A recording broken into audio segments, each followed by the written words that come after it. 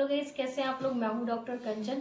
So guys, आज का जो वीडियो है, आज के वीडियो में जानेंगे कि जीभ के नीचे जो सूजन होती है, तो जो सूजन है आखिर वो सूजन क्यों हो जाती है एंड उसे ठीक करने के लिए वो कौन से घरेलू उपाय हैं जो आप कर सकते हैं। सो इस वीडियो स्टार्ट करने से पहले आप सभी से रिक्वेस्ट है कि अगर चैनल पे नए हैं तो चैनल को सब्सक्राइब करिए एंड बेल आइकन को जरूर दबाइए। इससे मेरी जो भी नए वीडियो आएंगे उनका नोटिफिकेशन आपको मिल पाएगा।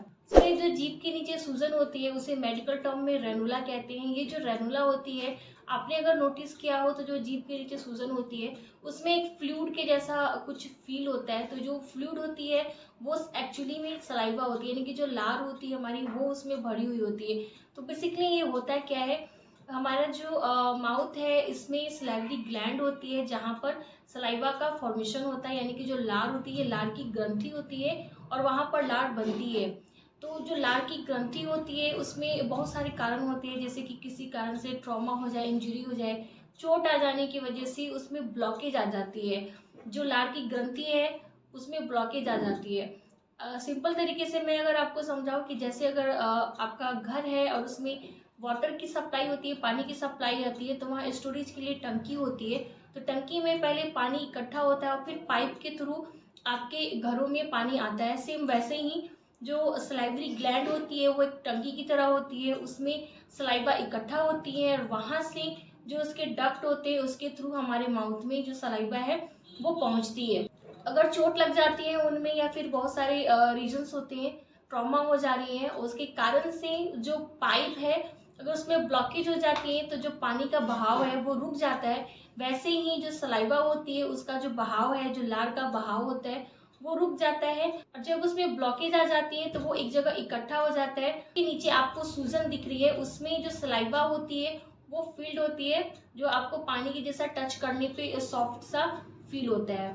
सो अब हम ये समझते हैं कि इसमें पेशेंट को क्या डिफिकल्टीज आती है, क्या परेशानी, क्या सिम्टम्स होता है।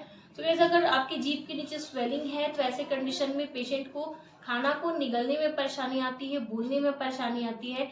अगर किसी किसी पेशेंट में परेशानी बहुत ज़्यादा होती है तो जो गला होता है, जो नेक होता है, उसमें पोर्शन में सूजन भी आ जाती है, दर्द भी रहता है। इसकी इलाज की बात करें तो इसका जो इलाज है, हर किसी में इलाज जो है रिक्वायर्ड नहीं होता है।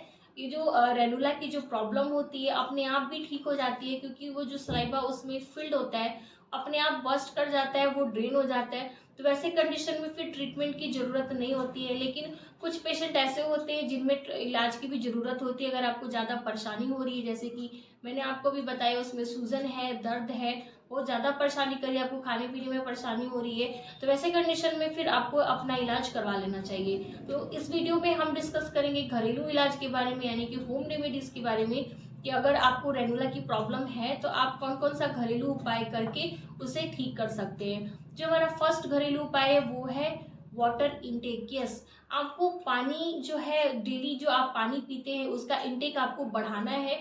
आपको ज़्यादा से ज़्यादा पानी पीने की कोशिश करनी है। क्यों करना है? क्योंकि जो जब आप पानी को ज़्यादा से ज़्यादा पिएंगे तो जो पानी है, जो ब्लॉकेज होती है, यानी कि जो उसके जो पाइप है जिससे सलाइवा आपके माउथ के अलग अलग हिस्सों में पहुंच रही है, आप अच्छे से अगर पानी पीते हैं तो जो ब्लॉकेज है हो जाती है एंड आपको ये जो रेनुला की प्रॉब्लम है वो ऑटोमेटिक ठीक हो जाती है। घरेलू तरीका है ठीक करने का, मसाज के थ्रू भी आप इसे ठीक कर सकते हैं। तो मसाज आपको कैसे करना है, जो आपके जीभ के नीचे सूजन है तो वैसे कंडीशन में जो कान के नीचे का हिस्सा होता है वहां से आपको मसाज करना है अपने चिन के तक। ये जो चिन होती है यहाँ तक, जो कान के नीचे का हिस्सा होता है वहां से आपको अपने चिन तक अच्छे से मसाज करना है। तो जो आपके जीभ के नीचे की जो सूजन है उसमें आपको रिलीफ मिलेगा। नेक्स्ट आप मसाज होता है, जो कान होती है वहां से आपको लिप तक, यानी कि होठ जो होती है वहां तक मसाज करनी होती है। आप वार्म कंप्रेसेस ले सकते हैं, यानी कि किसी भी कॉटन के जो कपड़े होते हैं, साफ सुथरे कपड़े लेने हैं आपको और उसे हल्का सा गर्म करके आप सिकाई कर सकते हैं। इससे भी आपको सूजन में राहत मिलेंगी। नेक्स्ट होम रेमेडीज है कि आप सौर कैंडी को खाइए, चूसिए उसे। सौर कैंडी का मतलब जो खट्टे कैंडीज होते हैं जो बच्चे खाते हैं, उसे आपको माउथ में रख के और उसे डिजोल्व करना है।